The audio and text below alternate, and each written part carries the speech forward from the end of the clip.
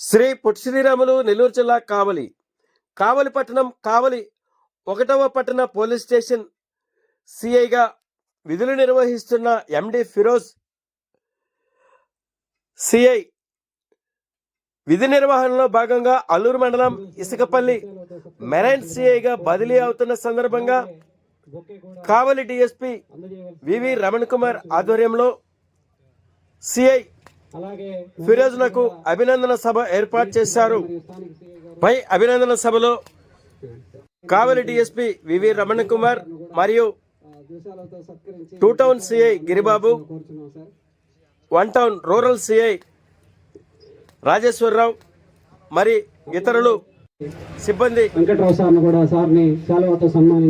CI Firoz విధి నిర్వహణలో ప్రజలకు ఫ్రెండ్లీ పోలీసుగా ప్రజలతో ప్రజాప్రతినిధులు మమేకమై తన సేవలు అందించారని, ఇటీవల కాలంలో జరిగిన ఎంతో కీలకమైన సమస్యలలో తనదైన శైలిలో సమస్యలను పరిష్కరించారని, ఇటీవల కాలంలో రోజు రోజుకు వ్యతిరేకపోతున్న సైబర్ నేరగాళ్లకు తనదైన శైలిలో సైబర్ నేరాలు అరికట్టడంలో సిఐ ఫిరోజ్ తన చాకచక్యాన్ని ప్రదర్శించి దోషులను పట్టుకొని కఠినంగా శిక్షించారని, ఎన్నో కీలకమైన శాంతి భద్రతలకు విఘాతం కలిగించే సమస్యలను తాను చాకచక్యంగా సమస్యలను పరిష్కరించారని, ప్రజలకు ఎంతో పోలీసుగా సేవలు అందించారని వక్తలు సిఐ ఫిరోజ్ను అభినందిస్తూ తెలిపారు. తాను మెరైన్ సిఐగా బదిలీ అవుతున్నప్పటికీ తన వంతు సేవలు కావలి 1 టౌన్ పరిధిలో మరియు కావలి నియోజకవర్గంలోని డిపార్ట్మెంట్కు అందించాలని కావలి డిఎస్పి మరియు సిఐలు ఎస్ఐలు ఫిరోజ్ను అభినందనలతో తెలుపుతూ సహకరించాలని కోరారు.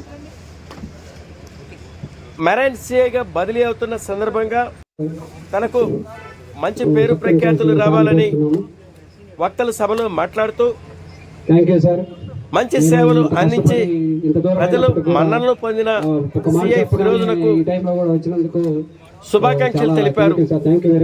పై కార్యక్రమంలో కావలి DSP VV Raman Kumar, 2 town CI Giribabu, కావలి రూరల్ సిఐ రాజేశ్వరరావు మరియు 1 టౌన్ ఎస్ఐ సుమన్ మరియు కావలి నియోజకవర్గంలోని సిఐలు ఎస్ఐలు, స్థానిక 1 town 2 town rural police station పరిధిలోని అధికారులు సిబ్బంది సిఐ ఫిరోజ్ను అభినందించారు. ఇంకొకటి ఏంటంటే సార్కు నాకు తెలిసినంత వరకు ఇది నిజమో కాదో తెలియదు. ఫస్ట్ టైము సార్ వాళ్ళ మేడం ఒక దగ్గర ఉన్నారని నేను అనుకుంటున్నా జీవితంలో. సార్ సో ఇదొక ఆపర్చునిటీ. ఎందుకంటే ఫ్యామిలీ లైఫ్ కూడా మనకు అవసరమే. ఎప్పుడు పరిగెడుతున్న జీవితంలో వెనక్కి తిరిగి చూసుకుంటే ఏమీ ఉండదు. బంధువులు కూడా మన దగ్గరికి రానివ్వరు. ఒక స్టేజ్ పోయిన తర్వాత వీడికి కార్డు ఇస్తే పెళ్లికి రాడు, పిలిస్తే పలకడు, ఎప్పుడు ఉద్యోగం అంటాడు, పరిగెడతా ఉంటాడు. అలాగే ఇంకా రిమైనింగ్ అన్ని విషయాల్లో కూడా అంటే ఫస్ట్ సార్ వచ్చిన ఒక నెలకే నేను కూడా ఇక్కడ కావాలి 1 టౌన్ స్టేషన్కి రావడం జరిగింది. వచ్చినప్పుడు కొత్తలో అంటే అప్పుడే కొంచెం గవర్నమెంట్ న్యూగా ఫామ్ అవడం, కొంచెం ఈ గొడవలు అవి ఇవి రిఫార్మ్స్ ఎక్కువగా మన స్టేట్లో ఆల్మోస్ట్ అన్ని ఒక 5, 6, 10 ఇయర్స్ నుంచి ఈ అట్టిగా కేసులు, ప్రాపర్టీ కేసులు అట్టిగాలో కుదవబెట్టినటువంటి గోల్డ్ ఇవ్వకుండా వాళ్ళు ఛార్జ్ షీట్లకి మనకు నంబర్లు అందరూ ఛార్జ్ షీట్ ఫైల్ చేసినప్పటికీ నంబర్లు రాకుండా ఉన్న చాలా కేసుల్లో అందరూ ఇబ్బంది పడుతున్న తరుణంలో చాలాసార్లు మనం రిపీటెడ్గా క్రైమ్ మీటింగ్ జరిగినప్పుడు మన జిల్లా ఎస్పీ గారులు అందరూ కూడా వీటి మీద పలుమార్లు అందరినీ అడిగి దీన్ని ఎట్లా చేయాలి ఏంది అని చాలాసార్లు మాట్లాడడం జరిగింది.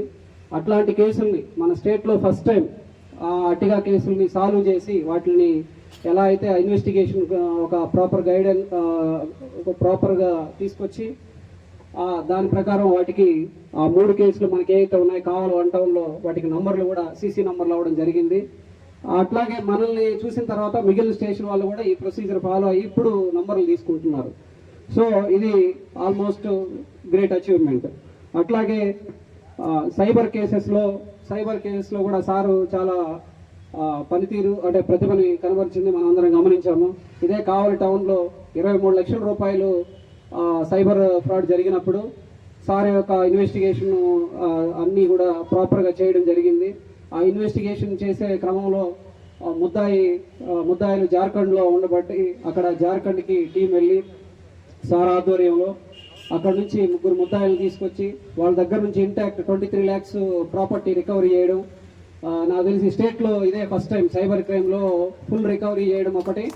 అట్లాగే అక్కడ అసలు జార్ఖండ్కి వెళ్ళి అక్కడ నుంచి ముద్దాయిలు తీసుకురావడం కూడా ఇదే ఫస్ట్ టైము. అప్పుడు ఐజీ గారు కానీ మన ఎస్పీ గారు కానీ చాలా ఈ విషయంలో అప్రిషియేట్ చేయడం, తర్వాత సార్కి రివార్డ్ ఇవ్వడం కూడా జరిగింది. అలాగే అప్పుడులో మా ప్రకాశం జిల్లాకి 5 మంది వచ్చారు పిఎస్ఐలు. వాళ్ళు ఫిరోజ్ ఒకడు, పాపారావు, అక్కేశ్వరరావు, శివరామకృష్ణారెడ్డి కదా, శివరామకృష్ణారెడ్డి, భీమనాయక్, వాళ్ళ 5 ప్రకాశం జిల్లా. అప్పటికే మేము సిరిమోషి చేస్తాం ప్రకాశం జిల్లాలో. మేము బాగా ఎఫిషియెంట్ చేస్తామని చెప్పి అప్పుడు ప్రకాశం జిల్లా ఎస్పీ లేడీ సింగం పోసేసి మీరు ఏమంటారు చారు చిన్నమేరం గారు, శివసుప్రమ అన్నమాట. మంత్రి లేదు, ఎవరు లెక్క చేద్దనమాట. అసలు మంత్రులు కాడ ఆమెను కలస్తానికి వచ్చి చామర దగ్గర వెయిట్ చేసిన సందర్భాలు ఉన్నాయి నేను చూసిన తాలూకా సేవలో. అలాంటి అంటే అప్పుడు పోస్టింగ్లు రాజీనామా చేతులు లేవు. ఎస్పీ ఎవరిని బాగా ఎఫిషియెంట్ బాగా చేస్తాడు అనుకుంటే అదే ఎస్ఐ పోస్టింగ్ ఇచ్చాడు. కానీ రాజీనామా చెప్పిన అప్పుడు అలా ఉండే సిచ్యువేషన్.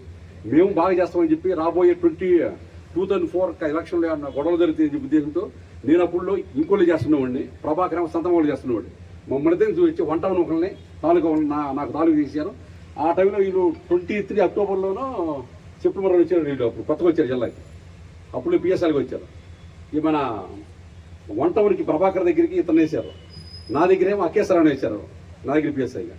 తర్వాత వాళ్ళు మిగిలిన వాళ్ళకి మాకప్పుడు సప్లై చేసినట్టు నాకు. తర్వాత అప్పుడు ఏంటంటే మా యొక్క డ్యూటీ మేము ఎలా చేస్తున్నాం ఇది అర్థం చేస్తున్నాడు. ఎందుకంటే రోజు అంతా కలిసి నేను ప్రభాకర్ బాగా డీప్ ఫ్రెండ్స్ ఇద్దరం గారు బ్యాచ్మేట్స్. ప్రభాకర్ అంటే వాస్తవంగా ఒంగోలు శివస్వప్నం అన్నమాట. ఇంతకుముందు గతంలో కేఆర్ కిషోర్ కుమార్ గారు ఉండేవాళ్ళు, మనకి ఆల్రెడీ గుంటూరు ఐజీ గారు చేశారు.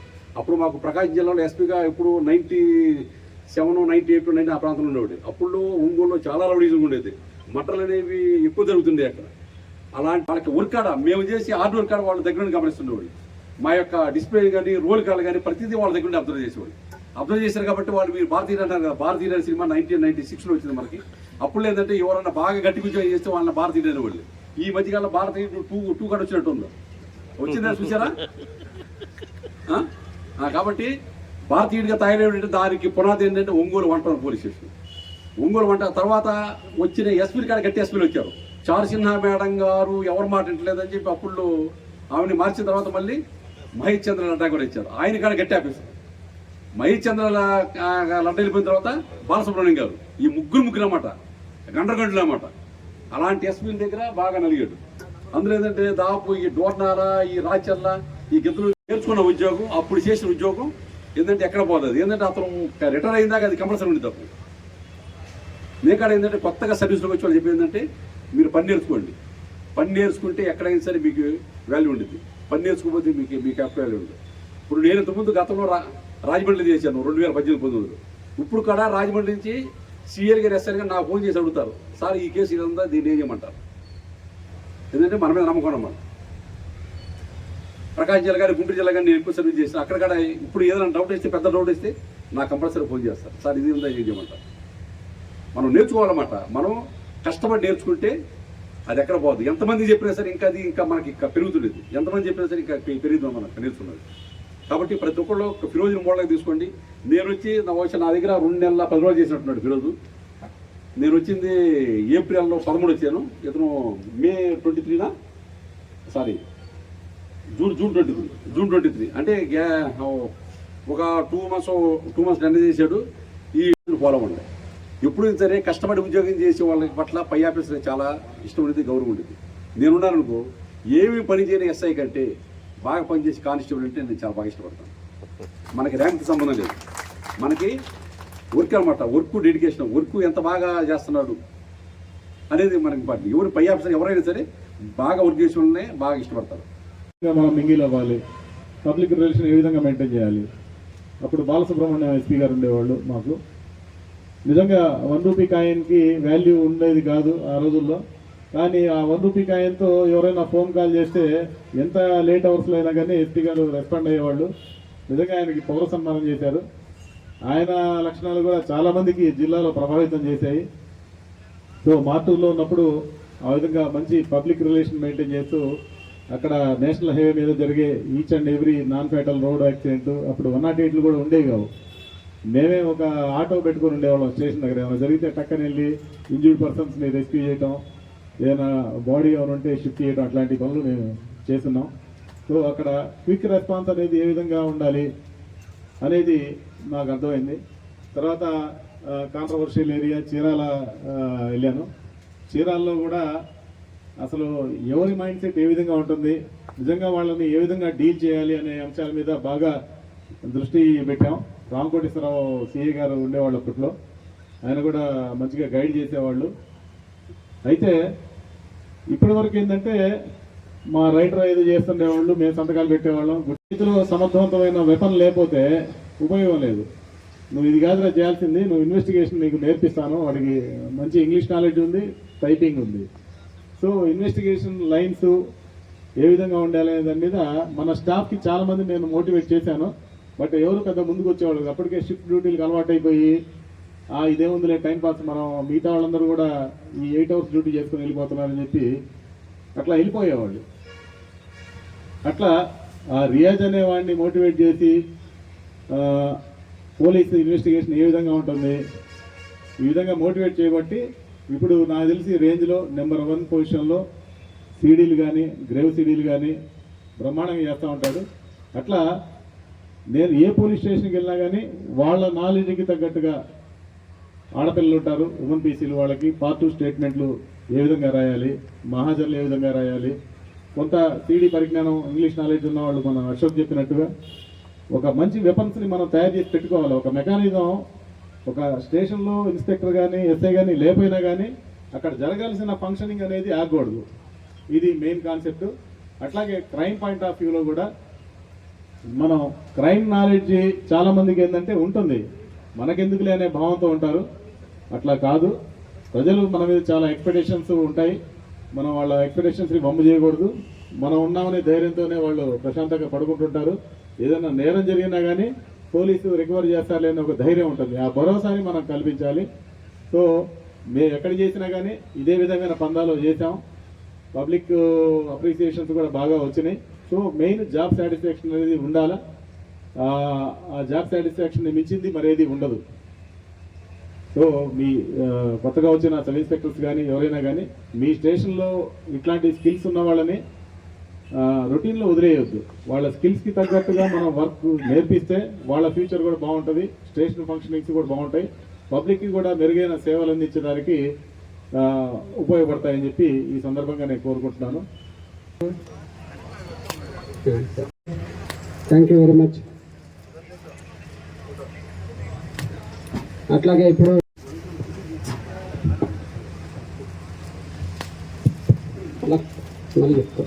లక్ష్మయ్య గారిని వేదిక మీదకి రావాల్సిందిగా కోరుతున్నాము. అలాగే పరిస్థితుల్లో ఉద్యోగం నిర్వహించి ట్రాఫిక్కి ఈ యొక్క కావలి ట్రాఫిక్ సారు వచ్చినప్పటి నుంచి మన లక్ష్మయ్య వచ్చినప్పుడు చాలా నీట్గా ఉంది. దానికి కారణం మన లక్ష్మయ్య.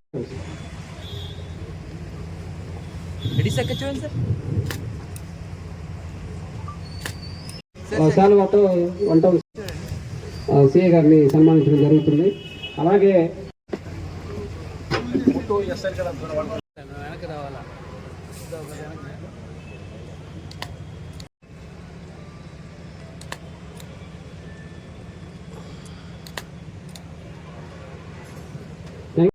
సీనియర్ జర్నలిస్ట్ తర్వాత అట్లాగే శ్రీనివాస్ రెడ్డి కూడా సార్ని సన్మానించడం జరుగుతుంది. సార్ పైన ప్రత్యేక ఓకే రవి, అసలు నేను కూడా సార్ని ఇప్పుడు సన్మానించడం జరుగుతుంది. చేస్తుంటే చాలా పెద్ద ఫంక్షన్ అయిపోయేది. అందుకని చెప్పేసి సార్ కూడా సెలెక్ట్